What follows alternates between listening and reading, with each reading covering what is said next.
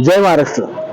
विधान परिषदेचे विरोधी पक्षनेते माननीय अंबादास दानवे यांनी विधान परिषदेमध्ये प्रसाद लाड यांना उद्देशून जी शिवीगाळ केली त्यावर प्रसाद लाड यांनी आज असं स्टेटमेंट दिले की मला त्याच्यामुळे मी खूप व्यथित झालो, मला रात्रभर झोप लागली नाही. पण प्रसाद लाड यांना मी आठवण करू देऊ इच्छितो की तुमच्याच क्रिस्टल कंपनीमध्ये अनेक कंत्राटी महिला कामगारांचं जे शोषण होतंय, अनेक महिला कामगारांना जो त्रास होतोय त्याच्यावर तुमचं काय म्हणणं आहे? म्हणजे शिवी दिली हा गुन्हा आहे तुमच्या भाषेमध्ये, पण तुम्ही जी भाड खाताय इतक्या दिवसापासून क्रिस्टल कंपनीच्या माध्यमातून गरीब महिलांची, गरीब युवकांची, त्यावर तुमचं काय मत आहे?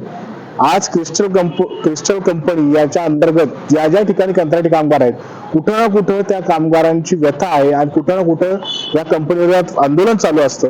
त्यावर मात्र आमदार असून देखील प्रसाद लाड काही बोलत नाही, तिथं दुर्लक्ष करतात. आणि अंबादास दानवे यांनी एक गोष्ट काहीतरी बोलले त्याच्यावरून एवढा आकांतांडव चालू आहे.